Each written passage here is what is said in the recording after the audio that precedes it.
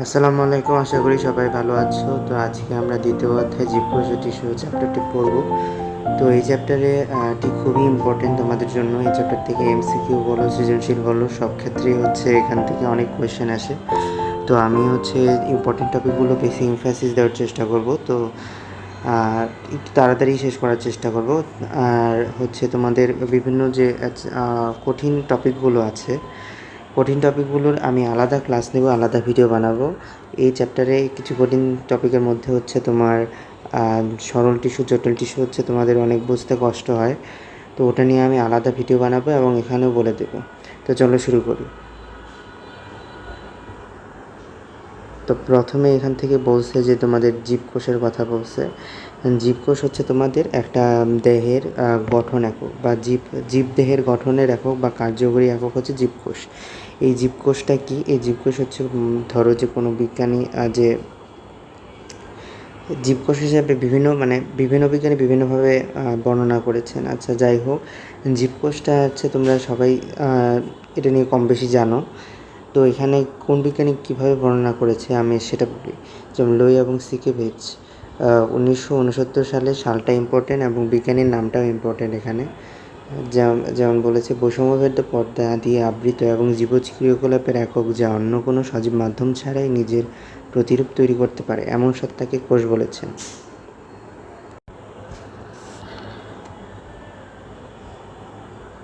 তারপরে আসো কোষের প্রকারভেদ। সকল জীবকোষ একরকম নয়, এদের মধ্যে গঠনগত পার্থক্য যেমন আছে তেমনই আছে আকৃতি এবং কাজের পার্থক্য।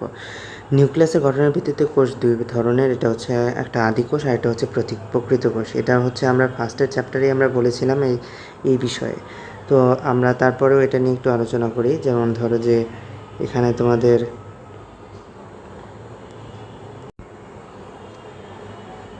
তো এখানে বলেছে যে এই ধরনের কোনো আদিকোষ আদিকোষের সুগঠিত নিউক্লিয়াস থাকে না।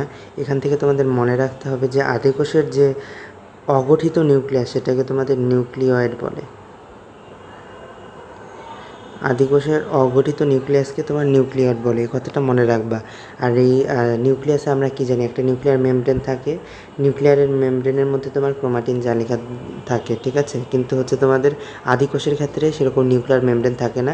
ক্রোমাটিন জালিকা বা নিউক্লিয়ার বস্তু সেগুলো তোমার সাইটোপ্লাজমের মধ্যে ছড়ানো থাকে। দেখো, এসব কোষে মাইটোকন্ড্রিয়া, প্লাস্টিড, এন্ডোপ্লাজমিক রেটিকুলাম ইত্যাদি অঙ্গাণু থাকে না, তবে রাইবোজোম থাকে। রাইবোজোম আমরা জানি, রাইবোজোমকে বলা হয় সার্বজনীন অঙ্গাণু। আর যেটা সার্বজনীন অঙ্গাণু সেটা আমার আদিকোষেও থাকবে, সেটা আমার প্রকৃত কোষেও থাকবে। তো এই কথাটা মনে রাখো। তারপরে ক্রোমোজোমে কেবল ডিএনএ থাকে, ঠিক আছে। ক্রোমোজোমে কিন্তু এমনি কি থাকে, হিস্টোন প্রোটিন থাকে, ঠিক আছে। কিন্তু এখানে শুধুমাত্র কেবলমাত্র ডিএনএই থাকবে, হিস্টোন প্রোটিনটা থাকবে না, ঠিক আছে, অ্যাবসেন্ট থাকবে। তারপরে এখানে আসো যে এখানে উদাহরণ বা এক্সাম্পল দিছে যে নীলাভ শৈবাল এবং ব্যাকটেরিয়া, আমরা এটা আগের ক্লাসেও পড়ছি। তারপরে আসো প্রকৃত কোষের কথা। প্রকৃত কোষে সুগঠিত নিউক্লিয়াস থাকবে, নিউক্লিয়ার ঝিল্লি দ্বারা আবৃত থাকবে এবং নিউক্লিয় বস্তু পরিবেষ্টিত এবং সুগঠিত, এবং রাইবোজোম সহ সকল ধরনের অঙ্গাণু উপস্থিত থাকবে। ওকে, জাস্ট শেষ। তারপরে প্রকৃত কোষকে দুই ধরনের ভাগ করা যায়, একটা দেহকোষ এবং জননকোষ। যেটা খালি রিডিং দিয়ে দিবা, তোমরা এমনিই বুঝতে পারবে। উদ্ভিদ ও প্রাণী কোষের প্রধান অঙ্গাণু এবং তাদের কাজ, ঠিক আছে। এখানের মধ্যে তোমরা আর কি ডিফারেন্সিয়েট করে এগুলো পড়তে পারবা ছবি দেখে পড়লে অনেক কিছু মনে থাকে, ঠিক আছে। এখানে একটা জিনিস দেখো যে উদ্ভিদ কোষে কিন্তু কোষ গহ্বর থাকে এবং প্রাণী কোষে কিন্তু কোষ গহ্বর থাকে না, ঠিক আছে। এই কথাটা কিন্তু মাথায় রাখতে হবে। তারপরে আসো কোষ প্রাচীর। উদ্ভিদ কোষে কিন্তু কোষ প্রাচীর দেখা যায়, ঠিক আছে। উদ্ভিদ কোষে কোষ প্রাচীর দেখা যায়, প্রাণী কোষে কিন্তু আমরা কোষ প্রাচীর দেখতে পাই না। এই কথাটা কিন্তু একটু মনে রাখতে হবে, ঠিক আছে। কোষ প্রাচীর অন্যতম উদ্ভিদ কোষের একটি গুরুত্বপূর্ণ উপাদান। প্রাণী কোষের কথা কিন্তু বলে নাই, ঠিক আছে। প্রাণী কোষের কথা কিন্তু এখানে বলে নাই, উদ্ভিদ কোষের কথাই বলছে। এটি মৃত বা জড় বস্তু দিয়ে তৈরি, প্রাণী কোষে কোষ প্রাচীর থাকে না, ঠিক আছে, যে কথাটা আমি আগে বললাম। কোষ প্রাচীরের রাসায়নিক গঠন বেশ জটিল। এতে সেলুলোজ থাকে। সেলুলোজ তোমাদের এক ধরনের কার্বোহাইড্রেট। আমরা তোমাদের সেলুলোজ যেগুলো শাকসবজি, সেখান থেকে আমরা সেলুলোজ পাই, ঠিক আছে। সেলুলোজ খাইতে কেন বলা হয়? সেলুলোজ তোমার মূলত ফাইবার, আর ফাইবার খেলে তোমাদের কনস্টিপেশনের সমস্যাগুলোকে এড়ানো যাবে, কোষ্ঠকাঠিন্যর সমস্যাকে সেলুলোজ খেলে এড়ানো যাবে। কেন? কারণ আমাদের যে সেলুলোজ, যেটা সেলুলোজকে ভাঙতে লাগে হচ্ছে সেলুলেজ এনজাইম। ঠিক আছে, এটা আমরা হচ্ছে পরিপাকতন্ত্রের অধ্যায়ে এটা নিয়ে কিছু একটা আলোচনা করব। তোমরা শুধু এটা মনে রাখো যে সেলুলোজ আমরা হচ্ছে ভাঙতে পারি না, কিন্তু হচ্ছে গরু, ছাগল, যারা গবাদি পশু আছে তাদের বডিতে হচ্ছে পাকস্থলীতে সেলুলেজ এনজাইম থাকে, তারা সেলুলোজকে ভাঙতে পারে এবং আমরা ভাঙতে পারি না। আমরা হচ্ছে ফাইবার হিসাবে আমাদের মলের মাধ্যমে এটা শরীর থেকে এক্সক্রিট হয়, এটা মনে রাখবা। তারপরে হচ্ছে সেলুলোজের সাথে সাথে হেমিসেলুলোজ, লিগনিন, পেকটিন, সুবিরিন নামক রাসায়নিক পদার্থ থাকে। ঠিক আছে, এটা মনে রাখো। তবে ব্যাকটেরিয়ার কোষপ্রাচীর, এটা অনেক এমসিকিউর ক্ষেত্রে লাগে। ব্যাকটেরিয়ার কোষপ্রাচীর প্রোটিন, লিপিড এবং পলিস্যাকারাইড দিয়ে গঠিত। প্রোটিন, লিপিড এবং পলিস্যাকারাইড, এটা থেকে বহুপদী সমতিসূচক আসতে পারে। আবার ছত্রাকের কোষপ্রাচীর কাইটিন দিয়ে তৈরি, এটা শুধুমাত্র ছত্রাকেই থাকে। কাইটিন শুধুমাত্র ছত্রাকের কোষপ্রাচীরের মধ্যেই থাকে, এটাও অনেক ইম্পর্টেন্ট। তো এটা দাগিয়ে রাখো। এটা এমসিকিউ এবং কি তোমার সৃজনশীলের ক নাম্বারের কোশ্চেনও আসতে পারে, যে ছত্রাকের কোষপ্রাচীর কী দিয়ে গঠিত? কাইটিন দিয়ে গঠিত। বা ছত্রাকের কোষপ্রাচীর অন্যতম গঠন উপাদান কি? কাইটিন। ঠিক আছে, তারপরে আসো, প্রাথমিক কোষপ্রাচীরটি একস্তর বিশিষ্ট। মধ্যপর্দার উপর প্রোটোপ্লাজম থেকে নিঃসৃত কয়েক ধরনের রাসায়নিক দ্রব্য জমা হয়ে ক্রমশ গৌণপ্রাচীর সৃষ্টি করে। আচ্ছা, এটা পড়ার দরকার নেই, এটা খালি রিডিং দেওয়া। প্রাচীরের মাঝে মাঝে ছিদ্র থাকে, যাকে কূপ বলে। এটা হচ্ছে তোমাদের ডিটেলসে যখন কোষপ্রাচীর লিখতে পারবে তখন হচ্ছে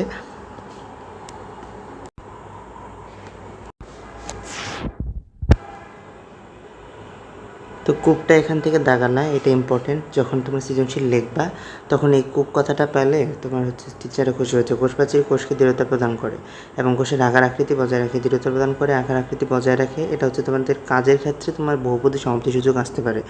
ঠিক আছে, তা পাশের কোষের সাথে প্লাজমোজেস্মাটা সৃষ্টির মাধ্যমে যোগাযোগ রক্ষা করে। ঠিক আছে, কোষপ্রাচীর ধরো যে এভাবে কোষপ্রাচীর থাকলো। ঠিক আছে, এই প্লাজমোডেজমা, এটা হচ্ছে আরেকটা কোষপ্রাচীর। ধরো এটা হচ্ছে আরেকটা সেলের কোষপ্রাচীর। ঠিক আছে, এগুলো হচ্ছে তোমাদের প্লাজমোডেজমাটা। ঠিক আছে, এগুলো হচ্ছে তোমাদের প্লাজমোডেজমাটা। এটার মাধ্যমে তোমাদের সংযোগ নালী সংযোগ রক্ষা করে। এই পাশের প্রোডাক্ট এই পাশে আসবে, এই পাশের প্রোডাক্ট এই পাশে যাবে। ঠিক আছে, এইভাবে। তো পানি ও খনিজ লবণ চলাচল নিয়ন্ত্রণ করে আমাদের কিসের মাধ্যমে? প্লাজমোডেজমাটার মাধ্যমে। এটা কথাটা মনে রাখো। তারপরে আসো আমরা নেক্সট স্লাইডে যাই। তারপরে এখানে বলছে প্রোটোপ্লাজমের মধ্যে বলছে কি, কোষপ্রাচীরের ভিতরে বা কোষের ভেতরে যে অর্ধস্বচ্ছ ত্বক জেলের মতো বস্তু থাকে তাকে প্রোটোপ্লাজম বলে। এটা তোমাদের হচ্ছে ক নাম্বারে আসতে পারে। প্রোটোপ্লাজম কাকে বলে? কোষঝিল্লি দিয়ে ঘেরা সব কিছুই প্রোটোপ্লাজম। এমনকি কোষঝিল্লি নিজেও প্রোটোপ্লাজমের অংশ। এই কথাটা খুবই ইম্পর্টেন্ট, কোষঝিল্লি যে নিজেও প্রোটোপ্লাজমের অংশ। ঠিক আছে, এই কথাটা খুবই ইম্পর্টেন্ট। তো এখানে কি ওই কথাটা লিখছে? আচ্ছা, এখান থেকে তোমরা দেখে নিবা। তারপরে আসো কোষঝিল্লি। প্রোটোপ্লাজমের বাইরে 2 স্তরের যে স্থিতিস্থাপক পর্দা থাকে, 2 স্তরের যে, এটা খুবই ইম্পর্ট্যান্ট। কেন ইম্পর্ট্যান্ট আমি বলি।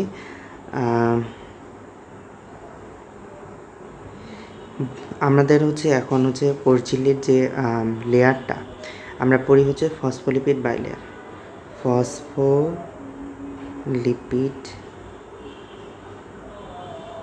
বাইলেয়ার, এটা তোমরা হচ্ছে ইন্টারে পড়বা যে বাইলেয়ার, ফসফোলিপিড বাইলেয়ার। এখানে কি কি থাকে? এখানে হচ্ছে তোমাদের ফসফেট একটা হেড থাকে আর লিপিড টেল থাকে। এরকম করে ফসফোলিপিড হচ্ছে একটা চেইন তৈরি করে এভাবে। ঠিক আছে, ঠিক এটা হচ্ছে একটা লেয়ার। ঠিক এই রকম তোমাদের উল্টা পাশে আরেকটা হচ্ছে ফসফেট, এরকম টেল থাকে।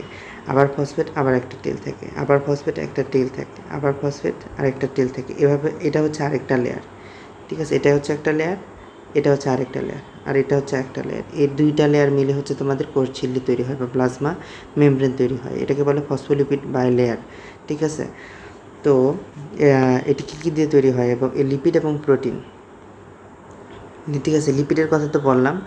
আর তোমাদের লিপোপ্রোটিন বাইলেয়ার নিয়ে হচ্ছে তোমাদের যদি বলে, প্রধানত এখানে ফসফোলিপিড মানে ফসফেটের কথা বলছে, কিন্তু এখানে লিপিডের কথা বলে দিছে।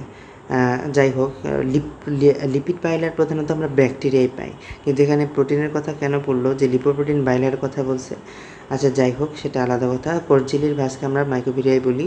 তারপরে কোষ ঝিল্লি একটি বসুমভিত্ত পর্দা হওয়ায় অভিস্রবণের মাধ্যমে পানি এবং খনিজ লবণ চলাচল নিয়ন্ত্রণ করে। কোন প্রক্রিয়ার মাধ্যমে? অভিস্রবণের মাধ্যমে। এই কথাটা ইম্পর্টেন্ট, ঠিক আছে? আমরা আর পানি এবং খনিজ লবণ যে চলাচল হয় সেটা তো আমরা জানি।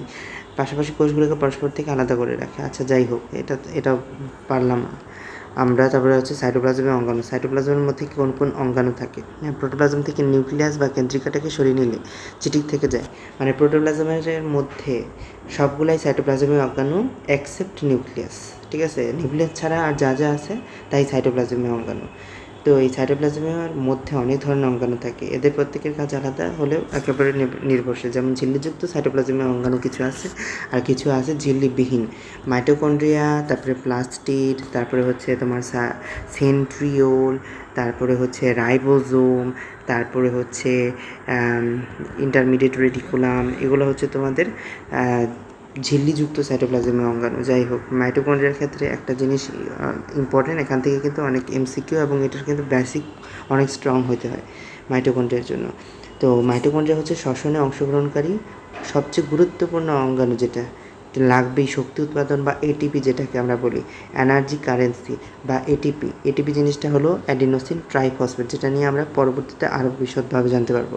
যাই হোক, এটা তো আমাদের শক্তি উৎপাদনের কারখানা আমরা জানলাম। কে আবিষ্কার করেছেন? Richard Altman. এই কথাটা আমাদের এমসিকিউর জন্য খুবই ইম্পর্টেন্ট। আর নাম দিয়েছিল কি আগে? বায়োব্লাস্ট নাম দিয়েছিল রিচার্ড অল্টম্যানটি, যে আবিষ্কার করছিল। কিন্তু মাইটোকন্ড্রিয়ার নামটি কে দিয়েছিল? কার্ল বেন্ডা, ঠিক আছে? এ নিয়ে হচ্ছে তোমাদের আসল তোমাদের হিস্টোরিটা এখানে বলা নাই। যাই হোক, তোমাদের বই যা বলছে তোমরা তাই শিখবা। তো প্রচলিত মাইটোকন্ড্রিয়ার নামটি কে দিয়েছিলেন? বেন্ডা দিয়েছিলেন, কিন্তু আবিষ্কার করেছিল রিচার্ড অল্টম্যান, কিন্তু সে নাম দিয়েছিল বায়োব্লাস্ট। কিন্তু মাইটোকন্ড্রিয়ার নামটি কী দিয়েছিল? কার্ল বেন্ডা। এটি 2 স্তর বিশিষ্ট আবরণী বা ঝিল্লি দিয়ে আবৃত। 2 স্তর বিশিষ্ট মানে কি? সেই একই বাইলেয়ার, ফসফোলিপিড বাইলেয়ার দিয়ে আবৃত, ঠিক আছে? ভেতরের স্তরটি ভেতরের দিকে আঙ্গুলের মতো ভাঁজ হয়ে থাকে, ঠিক আছে? সেগুলোকে ক্রিস্টি বলে। আমরা একটু পরে ছবি দেখবো, ছবি দেখলেই বুঝতে পারবো। ক্রিস্টির গায়ে বৃন্তযুক্ত গোলাকার বস্তু থাকে যাদের নাম বলা হয় অক্সিজম, ঠিক আছে? এই অক্সিজমের মধ্যে হচ্ছে তোমাদের এটিপি প্রোডাকশনের যে তোমার বিভিন্ন এনজাইমগুলো সেগুলো হচ্ছে তোমাদের ওখানে থাকে, ঠিক আছে? তারপরে আসো, অক্সিজমগুলো উৎসেচক রূপে সাজানো থাকে।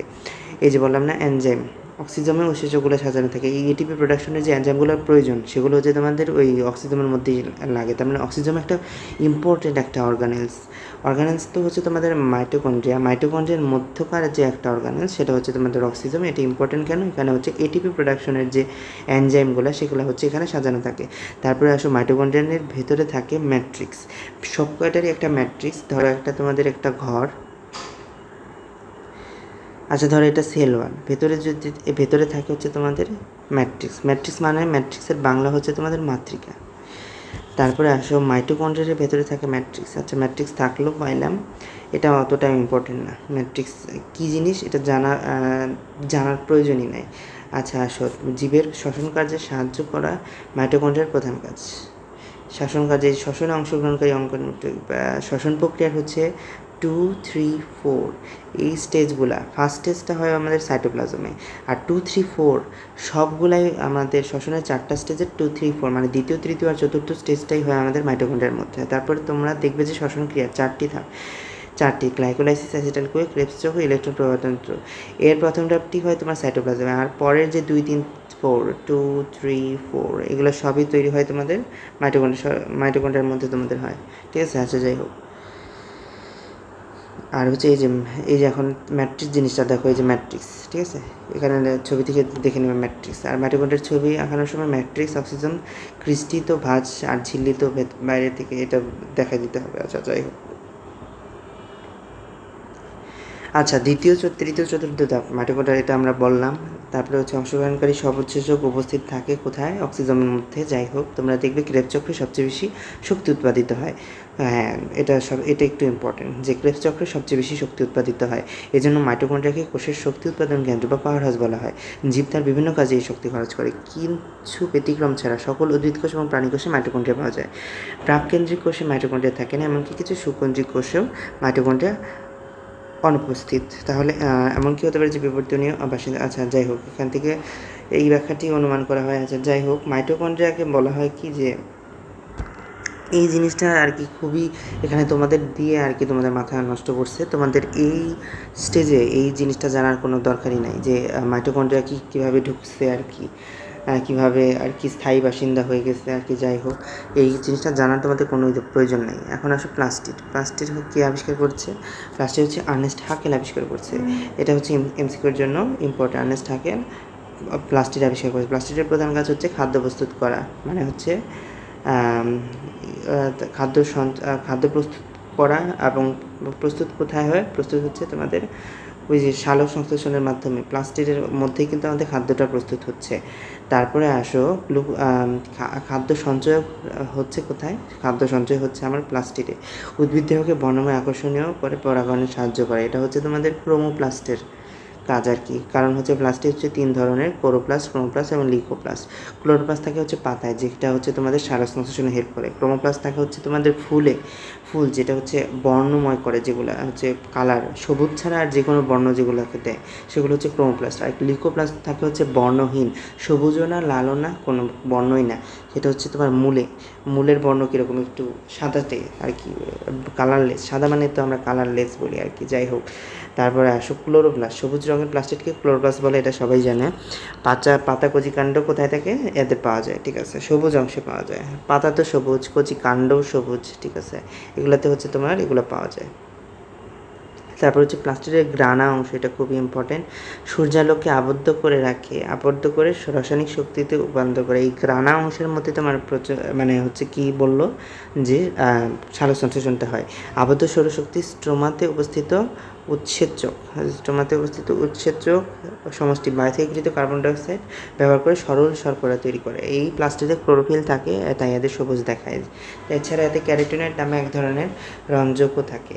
এটা ভুল কথা, ঠিক আছে। ক্যারোটিনয়েড রঞ্জকগুলো থাকে হচ্ছে তোমাদের ক্রোমোপ্লাস্টে, ঠিক আছে। যাই হোক, তোমাদের এখানে বলছে ক্যারোটিনয়েড রঞ্জক কিন্তু তোমাদের ক্রোমোপ্লাস্টে থাকে। যেমন কি যে হলুদ যে বলছে বা কমলা, ক্যারোটিন বলেই দিছে, ঠিক আছে। বিটা ক্যারোটিন থাকে হচ্ছে তোমাদের গাজরে। এই কথাটা মনে রাখো একটু, ঠিক আছে। তোমাদের মনে না রাখলেও চলবে, যেহেতু বইয়ে নেই, ঠিক আছে। তারপরে আসো ফাইকো এরিথ্রিন মানে হচ্ছে লাল। এরিথ্রিন কথাটা লাল আসতেছে তোমার এরিথ্রোসাইট থেকে। এরিথ্রোসাইট মানে হচ্ছে তোমাদের আরবিসি মানে কি? Red blood cell. Red blood cell কোনটা? তোমাদের রক্ত হচ্ছে রেড ব্লাড সেল, ঠিক আছে। রক্তের রং কি? লাল। শেষ। সায়ানিন কোথায় পড়ছিলাম দেখো? সায়ানোব্যাকটেরিয়াতে পড়ছিলাম, ঠিক আছে। সায়ানোব্যাকটেরিয়ার কালার কি ছিল? নীল ছিল, মনে করে দেখো। আর জ্যান্থোফিল আর বাকি থাকলো হলুদ, ঠিক আছে। আর ক্যারোটিনের কথা তো বললাম, বিটা ক্যারোটিন গাজরে থাকে, গাজরের রং কমলা।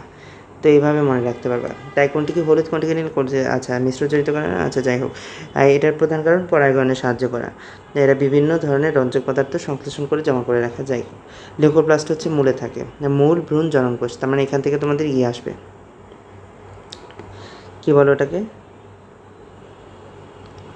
মূল ভ্রূণ জননকোষ, মানে এখান থেকে তোমাদের বহুপদে আসবে, ঠিক আছে, বহুপদে আসবে। এটা ইম্পর্টেন্ট আছে। তারপরে আসো আলোর সংস্পর্শে হচ্ছে তোমাদের লিউকোপ্লাস্ট ক্লোরোপ্লাস্টে রূপান্তরিত হতে পারে। এটা একটু জেনে রাখো, আর কি রিডিং দিলেই হবে।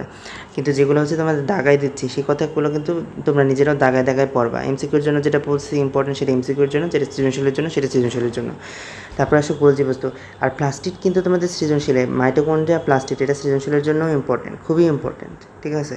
তারপরে আসো গোলজি বস্তুটা তোমাদের সৃজনশীলের জন্য ইম্পর্টেন্ট আছে, মানে অত বেশিটা ইম্পর্টেন্ট না, যত বেশি হচ্ছে তোমার মাইটোকন্ড্রিয়া আর প্লাস্টিকটা ছিল। গোলজি বস্তু প্রধানত প্রাণীকোষে পাওয়া যায়, এদের অনেক উদ্ভিদ কোষেও দেখা যায়। এটি সিস্টানিক কয়েক ধরনের ভেসিকল নিয়ে তৈরি। সিস্টানিক কোনগুলো? যেগুলো লম্বা, আর ভেসিকল কোনগুলো? যেগুলো হচ্ছে ভেসিকল মানে কি? একটা হচ্ছে ভ্যাকুওল বা মতো বা হচ্ছে তোমাদের একটা ব্যাগ বা থলের মতো, সেটা হচ্ছে তোমাদের ভ্যাসিকল। ঠিক আছে, তো লম্বা লম্বা যে রডের মতো সেগুলো হচ্ছে তোমাদের সিস্টার্নি, আর ব্যাগের মতো থলের মতো যেগুলো সেগুলো হচ্ছে তোমাদের ভ্যাকুয়াল। এগুলো হচ্ছে তোমাদের সিস্টার্নি, এগুলো হচ্ছে আমাদের কী বলো ওটাকে, ভ্যাকুয়াল। আচ্ছা, আর এর মধ্যে তোমাদের হচ্ছে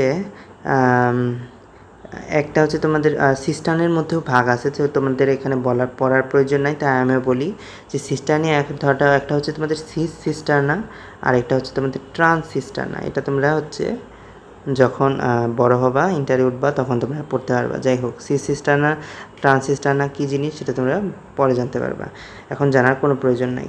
তারপরে আসো, এরপর বিভিন্ন উৎসেচকের পানি বিয়োজন সম্পন্ন হয়। উৎসেচকের পানি বিয়োজন সম্পন্ন হয়, পানি বিয়োজনে কোথায় আমরা প্রয়োজন, আমাদের হচ্ছে কোষ বিভাজনে হচ্ছে পানি বিয়োজনের প্রয়োজন। তো মনে রাখবা, কোষ বিভাজনের যখন চ্যাপ্টার পড়াবো তখন আমি এই কথাটা আনবো, তো তোমরা জানে হ্যাজার্ড না হয়ে যাও। তো সেই কারণে আমরা এখানেই বলে দিলাম যে কোষ বিভাজনের সময় পানি বিয়োজন ঘটে, সেটা হচ্ছে প্রোফেজ দশায় আর কি। তো জীবকোষে বিভিন্ন পদার্থ নিঃসৃতকরণের সাথে নিবিড় সম্পর্ক রয়েছে। কেন? কারণ হচ্ছে গোলজি বস্তু হচ্ছে তোমাদের সঞ্চয় করে রাখার যে মানে বিষয়গুলা। তো একটা সময় দেখা যায় কি, রাইবোজোমে প্রোটিন যে সিনথেসিস হয়, রাইবোজোম থেকে যে প্রোটিন সিনথেসিস হয়, সেই প্রোটিনটা হচ্ছে আমাদের বডিতে সংরক্ষণে করে রাখার দরকার না। সেই প্রোটিনগুলো হচ্ছে তোমাদের প্রোটিনগুলোতে থাকে হচ্ছে তোমাদের স্ট্র্যান্ড লাইক, সেই স্ট্র্যান্ডগুলোকে তোমার হচ্ছে এই ভ্যাকুল বা ভেসিকলের মধ্যে, তোমার থলের মধ্যে আবৃত করে রাখে হচ্ছে গলজি বস্তু, বা প্যাকেট করে রাখে আর কি বলা যায়, প্যাকেটই বলা যায়। তো এখানে হরমোন নিঃসরণের ভূমিকা আছে, কারণ কি, হরমোনও তো একটা ধরনের প্রোটিন। ঠিক আছে, হরমোনও তোমাদের হচ্ছে সংরক্ষণ করে রাখে, যখন দরকার হয় তখন নিঃসরণ করে দেয়। কোনো কোনো বিপাকীয় কাজে বা মেটাবলিজম সংরক্ষণ করে সেটা মেটাবলিজমও করে, কখনো কখনো প্রোটিন সঞ্চয় করে, কখনো কখনো না। এটা বেসিক্যালি প্রায় সব ক্ষেত্রেই এই গলজি বস্তু বা এন্ডোপ্লাজমিক রেটিকুলামের মধ্যে হচ্ছে তোমাদের প্রোটিন সঞ্চয়ের যে প্রসেসগুলো এখান দিয়ে যায় আর কি। এন্ডোপ্লাজমিক রেটিকুলামের আবরণিকায় প্রায় রাইবোজোম লেগে থাকে, যেগুলো হচ্ছে যে এন্ডোপ্লাজমিক রেটিকুলামে হচ্ছে তোমাদের রাইবোজোম লেগে থাকে, সেগুলো হচ্ছে যে এন্ডোপ্লাজমিক রেটিকুলামের রাইবোজোম লেগে থাকলে সেগুলো হচ্ছে অমসৃণ। এই কথাটা লিখে রাখো, অমসৃণ। দুই ধরনের এন্ডোপ্লাজমিক রেটিকুলাম আছে, একটা হচ্ছে তোমাদের অমসৃণ এন্ডোপ্লাজমিক রেটিকুলাম, আর একটা হচ্ছে মসৃণ। যেটাতে রাইবোজোম লেগে থাকে সেটা হয় অমসৃণ, কারণ হচ্ছে এন্ডোপ্লাজমিক রেটিকুলাম ধরো এটা, আরেকটা হচ্ছে তোমাদের মসৃণ এইটা। যেটাতে হচ্ছে তোমার রাইবোজোম এরকম দানা দানা লেগে থাকে সেটাই তো দেখতে অমসৃণ লাগবে, ঠিক আছে, আর সেটাতেই প্রোটিন সংশ্লেষণ হবে। আর যেটা তোমাদের রাইবোজোম লাগানো থাকবে না সেটাই তো দেখতে মসৃণ দেখা যাবে, তাই না? তো সেটা হচ্ছে মসৃণ এন্ডোপ্লাজমিক রেটিকুলাম। আচ্ছা, তো এখানে হচ্ছে প্রোটিন সংশ্লেষণের ঘটনা থাকে। আর যেহেতু রাইবোজোম লাগানো আছে, রাইবোজোম মানেই প্রোটিন ফ্যাক্টরি, ঠিক আছে, প্রোটিন উৎপাদনের কারখানা। তারপরে কোষ উৎপাদিত পদার্থগুলোর প্রবাহ পথ হিসেবে, কারণ হচ্ছে দেখা যায় কি, একটা সেল এখানে নিউক্লিয়াসের থেকে এন্ডোপ্লাজমিক রেটিকুলামটা এভাবে শুরু হয়, ঠিক আছে, এভাবে শুরু হয়, এখানে মাঝখানে তো লাগানো থাকে। তো সেল নিউক্লিয়াসের মধ্যেকার একটা পদার্থ যদি আমার সেলের বাইরে নিতে হয়, তখন এই এন্ডোপ্লাজমিক রেটিকুলামের যে রুটটা, এটা দিয়ে তোমার বাইরে আসার চেষ্টা করে, ঠিক আছে, এটাই মনে রাখো। তারপরে হচ্ছে কখনো কখনো প্লাজমা মেমব্রেনের সাথে যুক্ত থাকে। আচ্ছা, প্লাজমা মেমব্রেনের সাথে যুক্ত না থাকলে তো ওই পদার্থটা বাইরে আসবে না, সেই সেলের মধ্যেই ঘুরপাক খেতে থাকবে, ঠিক আছে। তো ধারণা করা হয় এক কোষ থেকে অন্য কোষে উৎসেচক এবং কোষে উৎপাদিত দ্রব্যাদি মানে নিউক্লিয়াসে উৎপাদিত দ্রব্যাদি কী কী? প্রায় ডিএনএ, এমআরএনএ, প্রোটিন, ঠিক আছে, প্রোটিন পি লিখে দিলাম। এগুলো হচ্ছে দ্রব্যাদি হচ্ছে তোমার এর মাধ্যমে চলাচল করে। মাইটোকন্ড্রিয়া কোষ গহ্বরগুলো সৃষ্টিতে এর গুরুত্বপূর্ণ ভূমিকা আছে। তাই উদ্ভিদ ও প্রাণী উভয় কোষে এরা উপস্থিত থাকে, ঠিক আছে, এই কথাটা একটু ইম্পর্টেন্ট। তারপরে হচ্ছে কোষ গহ্বর কোথায় থাকে? কোষ গহ্বর কিন্তু শুধুমাত্র আমাদের বড় বড় কোষ গহ্বর হচ্ছে তোমাদের কী বলে ওটাকে, উদ্ভিদ কোষেই থাকে, আর প্রাণী কোষে কোষ গহ্বর সাধারণত অনুপস্থিত থাকে, যদি কখনো থাকে সেগুলো আকারে ছোট হয়। আচ্ছা, কোষ গহ্বরের কাজ আমরা পরে জানবো। তারপরে আসো লাইসোজোম, লিপিড আবরণ দ্বারা আবৃত কোষের অঙ্গাণু।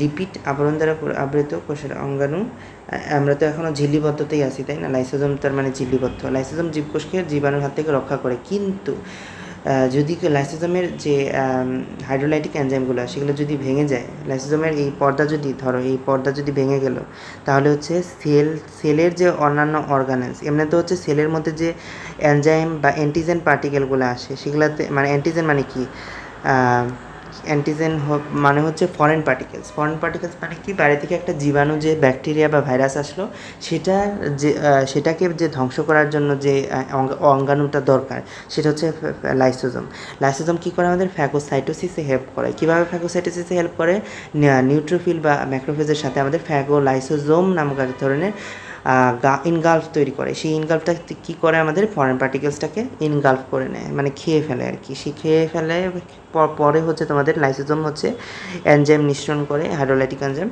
সেই এনজাইম এর পরে হচ্ছে জীবাণুটা মারা যায়, ঠিক আছে। কিন্তু কখনো কখনো দেখা যায় কি যে লাইসোজোমের এই পদার্থগুলো এমনি হচ্ছে কোনো সেলের মধ্যে আর কি নিঃসরণ হচ্ছে। সেলের মধ্যে নিঃসরণ যদি হয় তখন ওই সেলগুলোর অর্গানেলসগুলোকে এই লাইসোজোমের এনজাইমগুলো ধ্বংস করে ফেলে। তখন সেই প্রক্রিয়াকে বলা হয় অটোলাইসিস। অটোলাইসিসের কথা কি তোমাদের বলছে নাকি? দেহের অক্সিজেনের অভাব হলে বা বিভিন্ন কারণে লাইসোজোমের পর্দা, হ্যাঁ বলছে। কখনো কখনো কোষটি মারা যায়, এই পুরা কোষটি যে লাইসোজোমের এনজাইমের মাধ্যমে মারা গেল, এই প্রসেসটার নামই হচ্ছে অটোলাইসিস। তারপরে আসো ঝিল্লিবিহীন বা সাইটোপ্লাজমিক অঙ্গাণু, কোষ কঙ্কাল বা সাইটোস্কেলেটন। কোষ যে ঝিল্লি অতিক্রম করে কোষের ভেতর প্রথমে ঢুকলে কোষ কঙ্কাল নজর পড়বে। সেটি লম্বা মোটা চিকন মিলে অসংখ্য দড়ির মতো বস্তু বা কোষের চারদিকে জালের মতো ছড়িয়ে রয়েছে। যাই হোক, কোষ কঙ্কাল ভেতর থেকে কোষটিকে ধরে রাখে অ্যাক্টিন, মায়োসিন, টিউবুলিন ইত্যাদি প্রোটিন দিয়ে। অ্যাক্টিন, মায়োসিন খুবই ইম্পর্টেন্ট জিনিস। খুবই ইম্পর্টেন্ট জিনিস হচ্ছে তোমাদের মাসেল কন্ট্রাকশনের ক্ষেত্রে। মাসেল কন্ট্রাকশন যেমন আমরা হচ্ছে মাসেল কোনোই সোজা করতেছি, বাঁকা করতেছি, একটা কন্ট্রাকশন হচ্ছে, রিল্যাক্সেশন হচ্ছে। যাই হোক, এটা অফলাইনে তোমাদের দেখাতে পারলে ভালো হতো, যেহেতু অফলাইনে আমি পড়াতে পারছি না, দেখাতে পারছি না। সো একটু তোমরা হচ্ছে ভিজুয়ালাইজেশন করার চেষ্টা করবা। তো ইত্যাদি প্রোটিন দিয়ে কোষ কঙ্কালে বিভিন্ন ধরনের তন্তু নির্মিত হয়। আচ্ছা, মাইক্রোটিউবুল, মাইক্রোফিলামেন্ট, ইন্টারমিডিয়েট এই ধরনের তন্তুর উদাহরণ। তন্তু মাইক্রোটিউবুল, মাইক্রোফিলামেন্ট, ইন্টারমিডিয়েট ফিলামেন্ট কোষ কঙ্কালের 3টা টাইপস। এই 3টা টাইপসের মধ্যে এখানে তোমরা হয়তো বা বুঝতে পারতেছো না, যে মনে হইতেছে যে এই তন্তু দিয়ে নির্মিত, আসলে তন্তুগুলাই এক কোষ কঙ্কাল, ঠিক আছে। এই তন্তুগুলাই কোষ কঙ্কাল। 3 ধরনের কোষ কঙ্কাল হয়, cytoskeleton, microtubules, microfilament and intermediate filament, ঠিক আছে। তারপরে আসো রাইবোজোম। প্রাণী এবং উদ্ভিদ উভয় ধরনের কোষেই পাওয়া যায়, কারণ রাইবোজোম হচ্ছে সার্বজনীন অঙ্গাণু। এটা লিখে রাখো, সার্বজনীন অঙ্গাণু মানে কোনো একটা কোষে আর অন্য কোনো অঙ্গাণু থাকুক বা না থাকুক, রাইবোজোমটা থাকবেই। তারপরে আসো ঝিল্লিবিহীন বা পর্দাবিহীন অঙ্গাণুটি সাধারণত প্রোটিন সংশ্লেষণে সাহায্য করে। প্রোটিনের পলিপেপটাইড চেইন কি বলছে, ঝিল্লিবিহীন, কিন্তু এটা তো ঝিল্লিযুক্ত, আমি যতদূর জানি ঝিল্লিযুক্তই তো হওয়ার কথা। এখানে ভুল লেখছে হয়তো বা।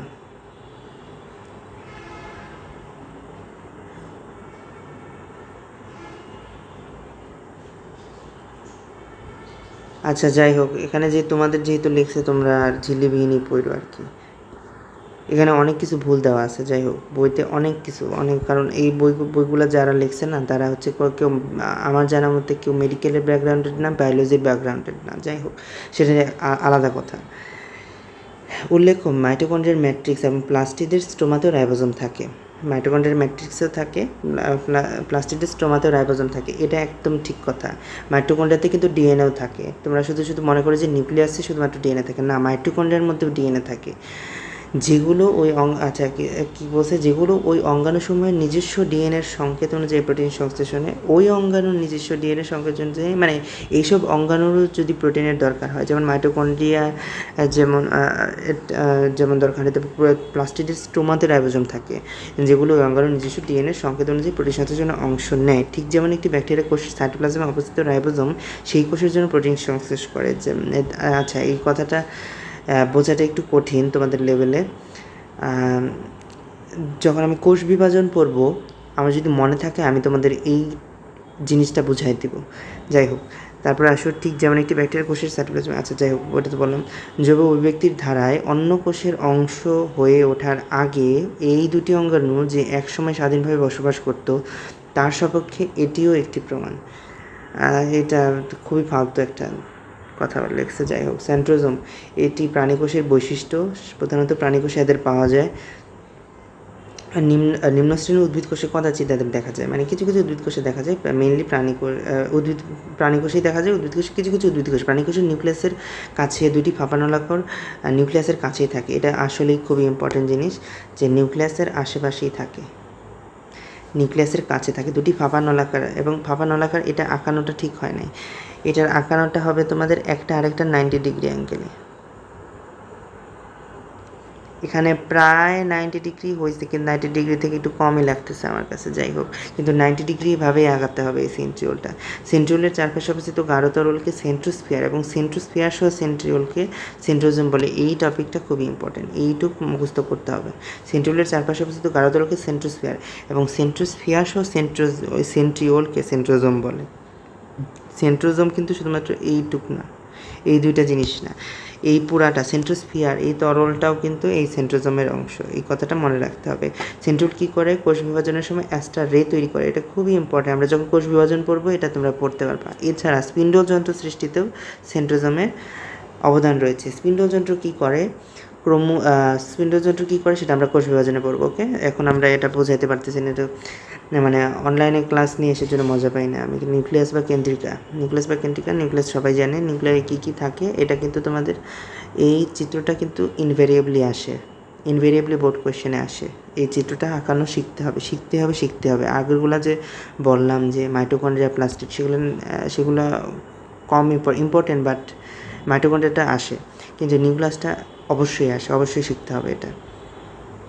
আর নিউক্লিয়াসের যে পার্টগুলা সেটাও তোমাদের শিখতে হবে। নিউক্লিয়াসকে ঘিরে রাখে যে ঝিল্লি, তাকে নিউক্লিয়ার ঝিল্লি বা কেন্দ্রিকা ঝিল্লি বলে। এটি দুই স্তর বিশিষ্ট। সবই তো আমরা দেখলাম দুই স্তর বিশিষ্ট। কোনোটা এক স্তর বিশিষ্ট দেখেছি?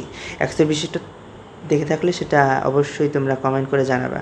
আমি তো ভুলে গেছি যে আমি দেখছি কিনা এক স্তর বিশিষ্ট। তারপরে আসো, এই ঝিল্লি লিপিড এবং প্রোটিনের সমন্বয়ে তৈরি হয়। এই ঝিল্লিতে মাঝে মাঝে কিছু ছিদ্র থাকে, যেগুলো নিউক্লিয়ার রন্ধ্র বলে। এই ছিদ্রের ভেতর দিয়ে নিউক্লিয়াস এবং সাইটোপ্লাজমের মধ্যে কিছু বস্তু চলাচল করে। নিউক্লিয়ার ঝিল্লি সাইটোপ্লাজম থেকে নিউক্লিয়াসের অন্যান্য বস্তুকে পৃথক রাখে এবং বিভিন্ন বস্তুর চলাচল নিয়ন্ত্রণ করে। যাই হোক, এটাকে রিডিং দিবা। তারপর নিউক্লিওপ্লাজম, এটাও রিডিং দিবা। নিউক্লিওলাস এরা আরএনএ এবং প্রোটিন দিয়ে তৈরি হয়। এই কথাটা খুবই ইম্পর্টেন্ট। এরা রাইবোজোম সংশ্লেষ করে। রাইবোজোম কোথা থেকে তৈরি হচ্ছে? রাইবোজোম হচ্ছে নিউক্লিওলাস থেকে তৈরি হচ্ছে। ক্রোমাটিন জালিকা, বিভাজন চলছে না এমন কোষে নিউক্লিয়াসের মধ্যে সুতার মতো জিনিস আছে। এগুলো রিডিং দিলেই তোমরা পেরে যাবে। এগুলো আর কি তোমাদের নিউক্লিয়াসের যে ক্রোমোজোমের যে কথা বলছে, ক্রোমোজোমগুলো আর কি তোমরা কোষ বিভাজনের অর্থেই আমরা বেশি জানতে পারবো। যাই হোক, মধ্যবর্তী তাও একটু স্ট্রাকচারটা দেখাই দিই। যেমন হচ্ছে দুই পাশে বাহু থাকে আর মাঝখানে থাকে সেন্ট্রোমিয়ার, ঠিক আছে? সেন্ট্রোমিয়ারটা কিন্তু প্রায় মধ্যবর্তী অংশেই থাকবে এমন কোনো কথা না। সেন্ট্রোমিয়ারটা কিন্তু অন্য অন্য জায়গায় থাকতে পারে, সেটা তোমরা ইন্টারে জানতে পারবা। কোন জায়গায় হচ্ছে কোন সেলের মধ্যে হচ্ছে আমাদের সেন্ট্রোমিয়ারটা কোন জায়গায় থাকে, টার্মিনালি থাকে নাকি মেটাসেন্ট্রিক, সাবমেটাসেন্ট্রিক, অ্যাক্রোসেন্ট্রিক নাকি ট্যালোসেন্ট্রিক থাকে। এই সেন্ট্রোমিয়ারের পজিশন অনুযায়ী কিন্তু আমাদের এগুলো ভাগ করা হয়। যাই হোক, তারপরে আসে উদ্ভিদ ও প্রাণীর কাজ পরিচালনায় বিভিন্ন কোষের ভূমিকা। উদ্ভিদ টিস্যু, এই যে তোমাদের হচ্ছে খারাপ লাগার জায়গাটা তৈরি হচ্ছে, এই যে সরল টিস্যু তো তোমরা আর কি পারবাই, কিন্তু এই যে জটিল টিস্যুটা আর কি তোমাদের পড়তে একটু জটিল লাগে। জটিল টিস্যু নিয়ে আমি মনে হয় পরে একটা ক্লাস বা ভিডিও বানাবো। যাই হোক, তো এখানে আমি খালি দাগাই দিয়ে যাবো যে কোনটা ইম্পর্টেন্ট। সরল টিস্যুটা খুবই ইম্পর্টেন্ট। সরল টিস্যুটা পড়তে তোমাদের কোনো ঝামেলা লাগার কথা না। সরল টিস্যুটা সরলই আছে। আচ্ছা, সরল টিস্যুকে কয় ভাগে ভাগ করা যায়? যেমন প্যারেনকাইমা, কোলেনকাইমা, স্ক্লেরেনকাইমা। সরল থেকে জটিল হয়েছে, এখানে কীভাবে হয়েছে আমি বুঝাই দিচ্ছি। যেমন ধরো প্যারেনকাইমার কথা, কোলেনকাইমা, স্ক্লেরেনকাইমা। প্যারেনকাইমাটা সবচেয়ে সরল, তারপরে একটু কম সরল, তারপর হচ্ছে স্ক্লেরেনকাইমা আরেকটু কম সরল। কীভাবে? প্যারেনকাইমা একটু কম কাজ করবে, কোলেনকাইমা একটু বেশি ভারী কাজ করবে, স্ক্লেরেনকাইমা আরেকটু ভারী কাজ করবে। কীভাবে? প্যারেনকাইমা শুধুমাত্র খাদ্য সঞ্চয়, খাদ্য সরবরাহ এগুলা করবে।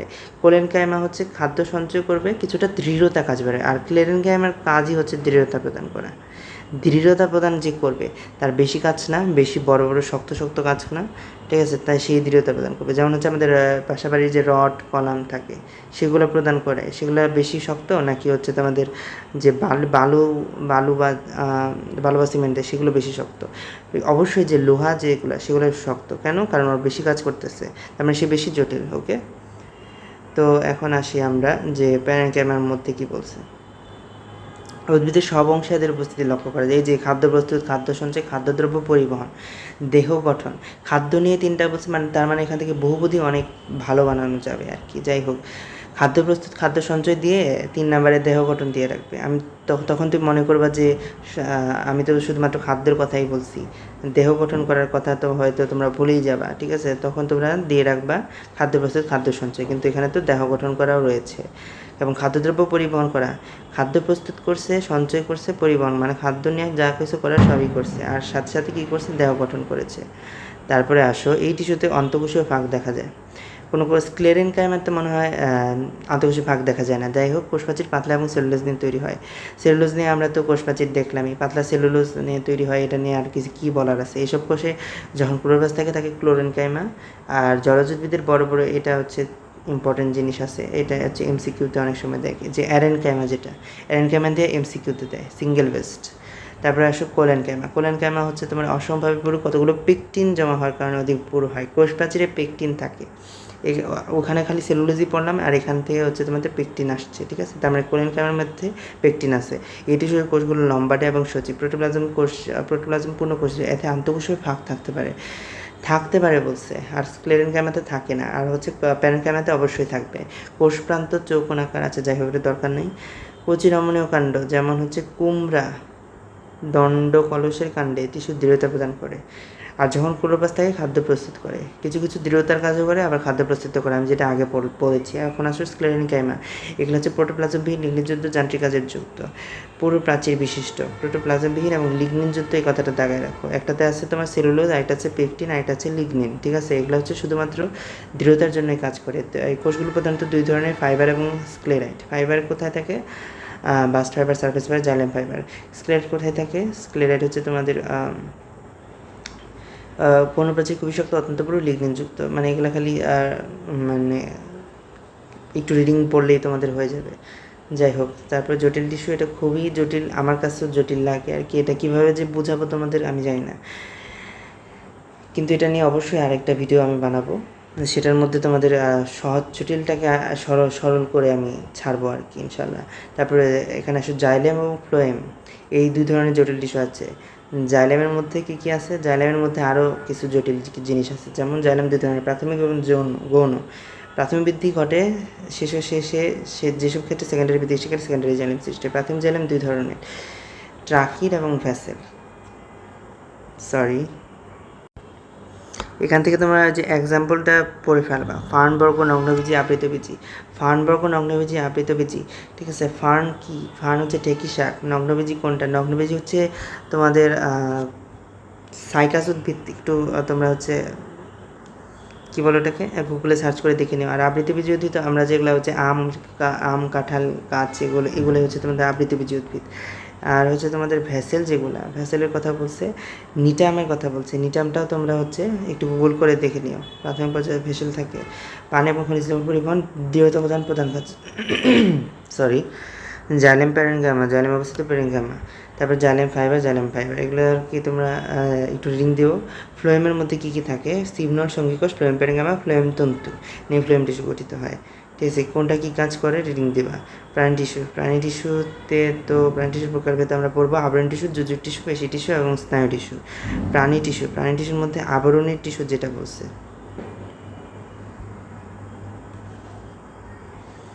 আবরণী টিস্যু যেটা এপিথেলিয়াল টিস্যু, ঠিক আছে? আবরণী টিস্যু তোমার হচ্ছে স্কিন, সবচেয়ে ভালো উদাহরণ স্কিন হচ্ছে তোমার আবরণ টিস্যু। বা যে অর্গানগুলোর হচ্ছে আবরণ দিবে, যেমন হচ্ছে বাইরে যে আমরা রং দিই, ঠিক আছে? সেটা হচ্ছে আবরণ, রঙের একটা আবরণ, ওইটাই আর কি সেই আবরণ টিস্যু। যোজক টিস্যু হচ্ছে তোমার কানেকটিভ টিস্যু।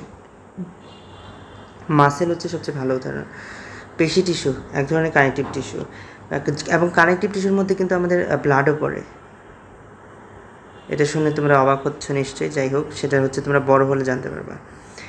এবং স্নায়ু টিস্যু হচ্ছে নার্ভাস সিস্টেম হচ্ছে মানে তোমরা বুঝতেই পারছো নিউরন। আর আবরণ টিস্যুর মধ্যে কি হচ্ছে আর লাইনিং হিসেবে কাজ করে ক্ষরণ, নিঃসরণ, শোষণ, অ্যাবজর্পশন। একটা কথা বলি, ক্ষরণ নিঃসরণ যেটা করে সেটা হচ্ছে তোমার কিউবয়েড অথবা কলামনার। আর শোষণ কী করে, শোষণটা করে হচ্ছে তোমাদের স্কোয়ামাস, এই যে স্কোয়ামাসটা। এখন আসে আমরা মিলাই, এই ধরনের কোষগুলো মাছের আঁশের মতো চ্যাপ্টা, আসলেই চ্যাপ্টা হয়, নিউক্লিয়াস বড় আকারের হয়। উদাহরণ বৃক্কের বোমান্স ক্যাপসুল। এই যে শোষণ, বোমান্স ক্যাপসুল কী কারণে কাজ করে, আমাদের হচ্ছে যখন ব্লাড যায়, ব্লাড থেকে হচ্ছে তোমাদের ফিল্ট্রেট কালেক্ট করে বা হচ্ছে এক্সক্রিটরি প্রোডাক্ট যেগুলো সেগুলো হচ্ছে শোষণ করে, ঠিক আছে, এগুলো ছাঁকনি হিসেবে কাজ করে। তারপর হচ্ছে কিউবয়েডাল, আমরা বলছি ক্ষরণ করে।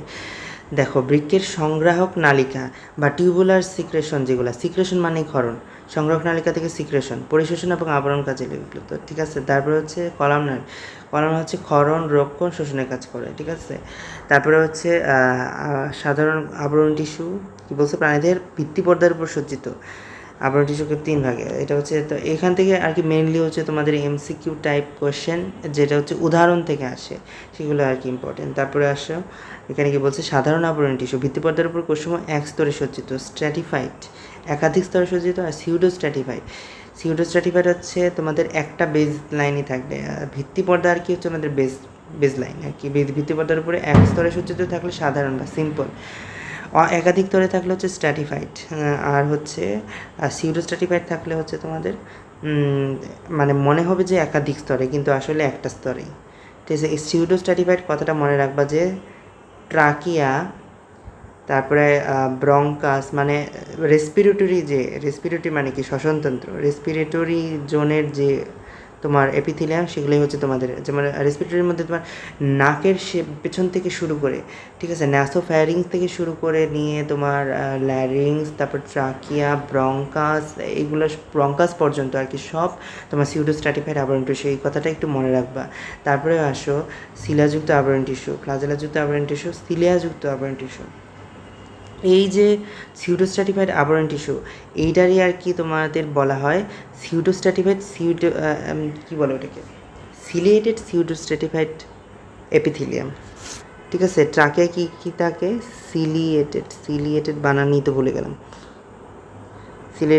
সিলিয়েটেড বানান দেয়, সিলিয়েটেড সিউডোস্ট্র্যাটিফাইড আবরণ টিস্যু বলা হয় তোমার ট্রাকিয়াকে, ঠিক আছে, এই কথাটা মনে রাখবা। ফ্লাজেলাযুক্ত হাইড্রা অ্যান্ড্রোলাইন থাকে, ঘনপথযুক্ত এই ফ্লাজেলা এবং ঘনপথ এই দুইটাই হাইড্রাতে থাকে, ঠিক আছে। হাইড্রা অ্যান্ড্রোডার্মে কেন থাকে এটা তোমরা হচ্ছে ইন্টারে জানতে পারবা। তারপর জননাঙ্গের আবরণ টিস্যু, মাতৃত্ব টিস্যু থেকে শুক্রাণু ডিম্বাণু কোষ উৎপন্ন হয়, আচ্ছা যাই হোক। তারপরে আসো গ্রন্থি আবরণ টিস্যু, গ্রন্থি থেকে ক্ষরণ বা রস নিঃসৃত হয়। তারপরে যোজক টিস্যু, কানেকটিভ টিস্যু, ফাইব্রাস যোজক টিস্যু, স্কেলেটাল যোজক টিস্যু। ফাইব্রাস হচ্ছে তোমাদের মাতৃকায় বিভিন্ন ধরনের দেহত্বক, বিভিন্ন পেশির মাতৃকার মধ্যে যেগুলো থাকে সেগুলো হচ্ছে ফাইব্রাস। স্কেলেটাল মানে কি, স্কেলেটাল বলতে হাড্ডি গুড্ডি বুঝতেছো, ঠিক আছে, এগুলোই হচ্ছে তোমার স্কেলেটাল যোজক টিস্যু। এই ধরনের দেহের অভ্যন্তরীণ কাঠামো গঠন করে, দেহের আকৃতি দেয়, যাই হোক। তারপরে হচ্ছে কমলাস্থি বা কার্টিলেজ কোনগুলো, কার্টিলেজ হচ্ছে তোমাদের নাক এবং কান, যে এটা কিন্তু মানে নরম একটা অস্থি দিয়ে তৈরি, একটা নমনীয় স্কেলেটাল যোজক টিস্যু, সেটা হচ্ছে তোমাদের কার্টিলেজ। তারপর হচ্ছে তরল যোজক টিস্যু, আমি বলছি না ব্লাড, তরল যোজক টিস্যু 2 ধরনের, এই যে যোজক টিস্যু কিন্তু ব্লাড, এই যে রক্ত এবং লসিকা, এখান থেকেই বুঝতে পারতো, রক্ত এক ধরনের ক্ষারীয় আছে, এখান থেকে তোমরা রক্তরসের যে 50% রক্তরস হচ্ছে তোমার, রক্তকোষ হচ্ছে 55%, এই কথাটা পড়তে হবে। তারপরে হচ্ছে পানি কতটুকু এবং জৈব অজৈব পদার্থ আলাদা অংশ যে ওইটা কতটুকু, এটা পড়তে হবে। তারপরে হচ্ছে 3 ধরনের রক্তকোষ থাকে, এটা খুবই ইম্পর্টেন্ট, মুখস্থ সোজা কথা। তারপরে আসলে লোহিত রক্তকোষ হিমোগ্লোবিন নামে একটি লৌহজাত যৌগ থাকে, যার জন্য রক্ত লাল হয়, হিমোগ্লোবিনের কারণে রক্ত লাল হয়, এটা বেশিরভাগ মানুষই জানে। হিমোগ্লোবিন অক্সিজেনের সাথে যুক্ত হয়, এই কথাটা পড়ার আগে এটা মনে রাখবা যে আমাদের হচ্ছে রক্তর মধ্যে যে অক্সিজেনটা আসে, কীভাবে আসে, আমরা শ্বাস নিই সেই মাধ্যমে আসে, তো সেই অক্সিজেন ক্যারি করে আমাদের বিভিন্ন জায়গায় নিয়ে যায় হচ্ছে আমাদের হিমোগ্লোবিন, আর হিমোগ্লোবিনের সাথে অক্সিজেন যুক্ত হয়ে যে যৌগ সেটা হচ্ছে অক্সিহিমোগ্লোবিন, সেটা হচ্ছে বিভিন্ন জায়গায় গিয়ে হচ্ছে তোমাদের অক্সিজেন সরবরাহ করে। আবার লসিকা থেকে এটা রিডিং পড়লে হবে পেশি টিস্যু হচ্ছে তোমাদের বিশেষ ধরনের পেশি টিস্যু থাকে। পেশি টিস্যু আগে মাসেল 3 ধরনের, কেউ ধরনের ঐচ্ছিক পেশি, অনৈচ্ছিক পেশি এবং হৃদপেশি।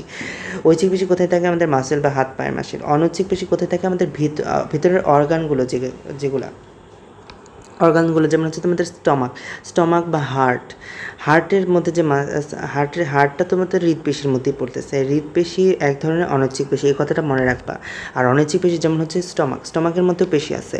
তারপরে হচ্ছে আমাদের লাংটাকে আমরা নিজেদের ইচ্ছা মতো আমরা নাড়াইতে পারতেছি, হার্টকে যেরকম এই কন্ট্রাকশন করতেছি, খুলতেছি, নাড়াচ্ছি, এরকম তো করতে পারছি। সেগুলো হচ্ছে অনৈচ্ছিক পেশি, যেগুলো হচ্ছে আমরা নিজের ইচ্ছার মতো সংকোচন প্রসারণ করতে পারি না। কার্ডিয়াক পেশি হচ্ছে তোমাদের, এটাও একটা অনৈচ্ছিক পেশির মতো, কি অনৈচ্ছিক পেশির মতো কাজ এটার, আর গঠনটা হচ্ছে ঐচ্ছিক পেশির মতো। আচ্ছা, যাই হোক। তারপর স্নায়ু টিস্যু হচ্ছে তোমাদের, এটা রিডিং পড়বা। স্নায়ু টিস্যু হচ্ছে তোমাদের নিউরনের দুইটি অংশ বলছে, কোষ দেহ প্রলম্বিত অংশ আবার দুই ধরনের। দেখো, কোষ দেহ হচ্ছে এটা, আর প্রলম্বিত অংশ হচ্ছে কোষ দেহ থেকে বাইরে যে কয়টা বাইর হয়েছে, যেমন এই লম্বাটাও কিন্তু বের হয়েছে, এই ছোটোগুলোও কিন্তু বের হয়েছে। ছোটোগুলো হচ্ছে প্রলম্বিত অংশের মধ্যে ডেনড্রাইট, আর যেগুলো বড়টা সেটা হচ্ছে তোমার অ্যাক্সন একটাই থাকে, ডেনড্রাইট অনেকগুলো থাকতে পারে। যাই হোক, তারপরে এটা একটু রিডিং দিবা। আর হচ্ছে একটা স্নায়ুকোষের মাধ্যমে আরেকটা স্নায়ুকোষের যে তোমার সংযোগ, এটাকে বলা হয় সিনাপস। এই সিনাপসটা খুবই important for the administration of the stroke patient. ঠিক আছে, স্ট্রোক পেশেন্টের ক্ষেত্রে আমরা সিনাপসটা খুবই ইম্পর্টেন্স দিয়ে থাকি। যাই হোক, অঙ্গ এবং তন্ত্র, অঙ্গ কী এবং তন্ত্র কী আমি বলি। একটা কোষ, ঠিক আছে, একটা তো সিঙ্গেল কোষ, কোনো জায়গায় যে অনেকগুলো কোষ মিলে একটা তন্ত্র তৈরি করলো, এটাকে বলে টিস্যু। একটা সিস্টেম তৈরি করলো, সেটাকে বলা হয় টিস্যু। অনেকগুলো টিস্যু মিলে একটা অঙ্গ তৈরি হয়, আর কতগুলো অঙ্গ মিলে একটা তন্ত্র তৈরি হয়। ঠিক আছে, এই কথাটা মনে রাখবা। তারপরে হচ্ছে মরফোলজি, পরিপাকতন্ত্রের কথা বলছে। এই পরিপাকতন্ত্র, শ্বসনতন্ত্র, রেসপিরেটরি আমরা বললাম যে সিলেটেড এপিথেলিয়াম, স্নায়ুতন্ত্র, নার্ভাস সিস্টেমের অংশ বললাম, নিউরনের অংশ, কোষ দেহ প্রলম্বিত অংশ হতে পারে। রেচনতন্ত্রের মাধ্যমে কি ওই যে মূত্র তৈরি হয়। ঠিক আছে, তারপরে জননতন্ত্র এখানে যে চিত্র দিয়েছে। তারপরে হচ্ছে ত্বকতন্ত্র, স্কিন। অন্তঃকরা গ্রন্থির মাধ্যমে তোমাদের হরমোন রিলিজ হয়। আচ্ছা, যাই হোক, অনুবীক্ষণ যন্ত্রের কথা বলছে। সরল অনুবীক্ষণ যন্ত্র, এটা খুবই বাজে একটা অনুবীক্ষণ যন্ত্র। এটা আমি নটরডামে যখন পড়তাম, নটরডামে এই অনুবীক্ষণ যন্ত্র দিত। যাই হোক, এত টাকা দিয়ে পড়তাম নটরডামে, কিন্তু এই সব বাজে ফ্যাসিলিটিস আমাদের দিত। যাই হোক, যৌগিক অনুবীক্ষণ যন্ত্র, এটা আমি মেডিকেলে এখন ইউজ করতেছি, এই যৌগিক অনুবীক্ষণ যন্ত্র। ঠিক আছে, এই যৌগিক অনুবীক্ষণ যন্ত্রে খুবই ভালো পিকচার দেখা যায়, কি স্লাইড দেখা যায় আর কি। আমাদের স্লাইড আইডেন্টিফিকেশন করতে হয়, কোনটা হচ্ছে লিভারের, কোনটা লাংয়ের, কোনটা হার্টের, কোনটা স্মুথ মাসেল, কোনটা হচ্ছে তোমাদের স্কিনের, এগুলো সবই করতে হয়। যাই হোক, এখান থেকে আর কি তোমাদের শেষ হল। তো আচ্ছা, আজকে এই পর্যন্তই। সবাই ভালো থাকবা। আমার ভিডিওটি ভালো লাগলে অবশ্যই লাইক, কমেন্ট, শেয়ার করবা। তো আজকে এই পর্যন্তই। সবাই ভালো থাকো, সুস্থ থাকো, আর আমার চ্যানেলটাকে অবশ্যই সাবস্ক্রাইব করে দিবা।